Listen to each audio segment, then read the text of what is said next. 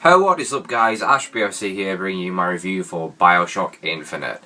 I know I'm a bit late, but I wasn't even going to do one at all because there is no way in hell I could give this game the review it deserves. Okay, this is my game of the year so far, and I have a very good feeling it's going to be my game of the year. It's going to take a lot to top this, maybe GTA 5, that's another story for another day.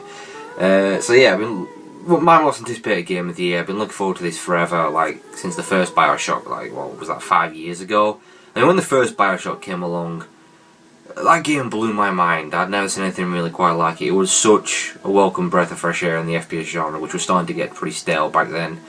It was just amazing. I loved the gameplay, the story, the settings. It was just unbelievable. Not only do I think it's one of the greatest first-person shooters of all time, I think it's one of the greatest games of all time. I friggin' loved it. You know what? This one, no different. It's done exactly the same. It's blown my mind. It's absolutely amazing. Unbelievable story, unbelievable setting and gameplay. It's just amazing. It's been well worth the wait. I know it's had delays and everything, but it's just been so worth it. It's unbelievable. You see, what I love about the Bioshock series and Irrational Games and Ken Levine is what they do is they go their own way. They're not looking at all the other first-person shooters out there and thinking, we've got to follow them. We've got to tap into the Call of Duty market. We've got to be another crappy carbon copy of Call of Duty. They're like, no, we're going to do our own thing. And it's risky, but, they do it, and it's absolutely amazing, and I freaking love them for it. I mean, I think Ken Levine is pretty much a genius in my eyes. So, yeah, it's just absolutely amazing. I mean, it's a Bioshock game through and through, and I'm pretty sure Irrational said at one point that they kind of considered it a new, separate IP, despite having the name Bioshock on it, which is kind of a load of bull, because it's Bioshock. Pretty much. It feels like very much a Bioshock game. So if you didn't like the original Bioshock, you're not going to like this. If you did like the original Bioshock, high five for having amazing taste in games, yep, and you're going to love this. Okay, so the story of this game is unbelievable. And again, written by Ken Levine, I've just said he's a genius. It's absolutely amazing. And all the story is told from a first-person perspective through the main player's eyes, which I think it's the perfect way to tell a story in an FPS game. It is brilliant. No crappy pre-rendered cutscenes, through the eyes, and it's absolutely amazing. So I won't go into it too much to spoil anything. Now it is a self-contained story. It's an indirect sequel basically to Bioshock. It has no relation, so you don't need to have played the first Bioshock to understand this. But I do recommend you do play the first Bioshock, not only because it's amazing, but because there is a section towards the end of this game that I think you're really only going to appreciate if you have played the original Bioshock.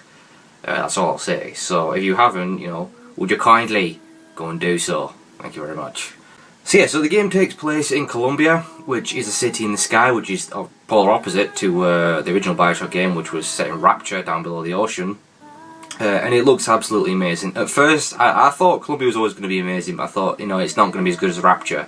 But in the end, I think it's as good as Rapture. It is absolutely amazing.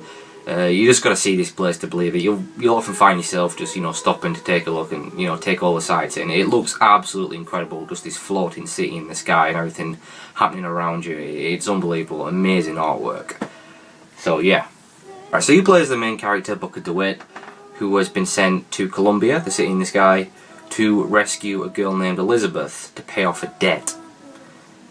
Now, that's all I'm going to go into. Who exactly is Booker DeWitt? Who's Elizabeth? Why has he got to rescue her? Why is he there? What is Columbia all about? What is this debt? Who's the this debt to? So many questions, you just have to play the game to find out. That's all I'll say. I don't want to spoil anything. But I will say that Elizabeth, she will pretty much accompany you the entire game almost. But she's not like, you're not escorting her anywhere or anything, it's not like a pain in the arse. She's not like a little sister, you're having to protect her and stuff, she's AI controlled and it's really good.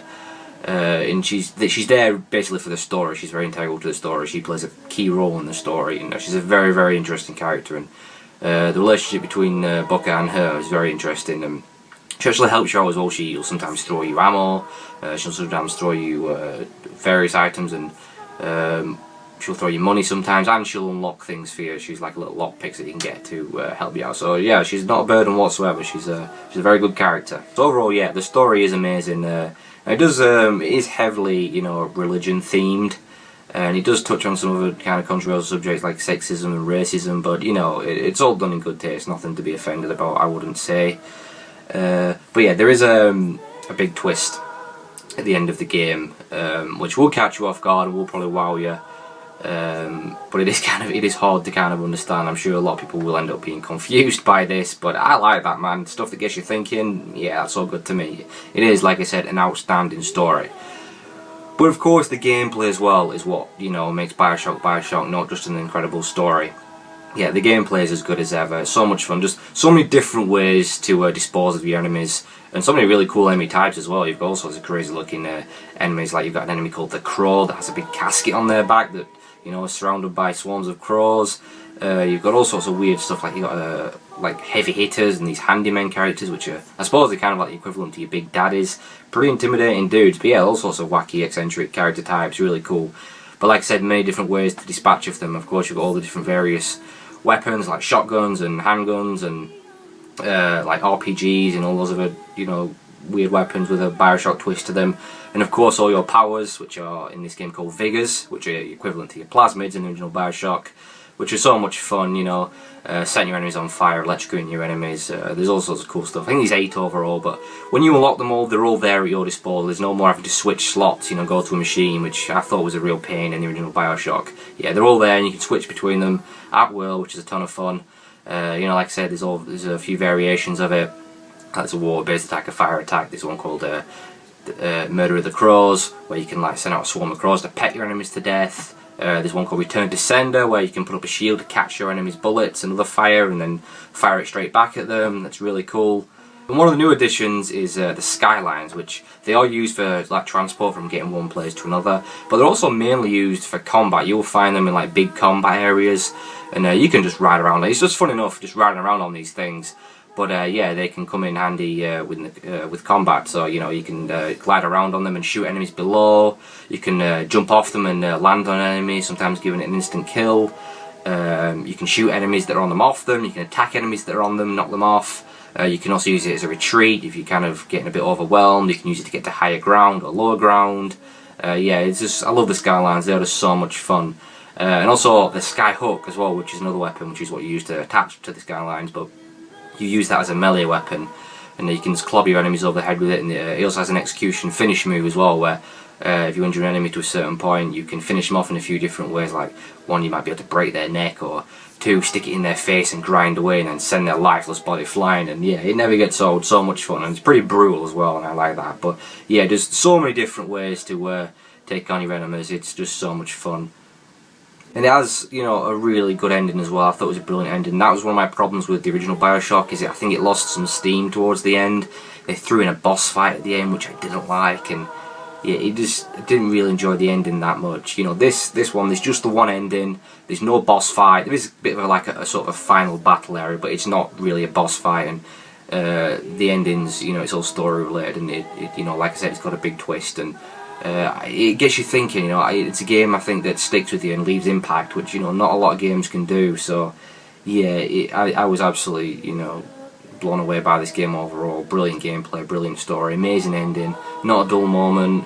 You know, I mean, you can't complain that it probably is another game that's too short. I'm not entirely sure what hours I clocked in, but I don't know, maybe it's around 10 hours for the average person, I suppose. It's hard to say really, but you know, it's that much fun. It's a game that, you know, I'm not going to trade in straight away. It's going back on my shelf, and I know I'll be coming back to this game quite a few times, just like I do with the original Bioshock. It's just so much fun, and you know, it hasn't got multiplayer. I know people will piss and moan about that, but you know, most Bioshock fans, they ain't playing it for the multiplayer. Doesn't need it, and you know, and I respect Ken Levine and Irrational for deciding not to tack on another, you know, shitty multiplayer, an afterthought multiplayer mode. You know, just an amazing single player experience, and that's what it is, and that's what Bioshock fans want, right? We don't need no multiplayer.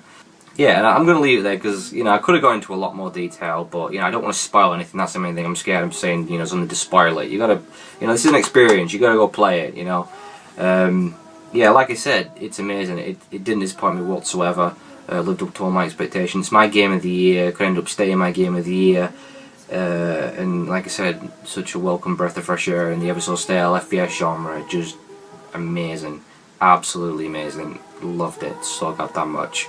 So if you haven't already, would you kindly go and buy it? Thank you. As always guys, thanks for watching, and I'll see you in the next review. Later. Are you afraid of God? No. But I'm afraid of you.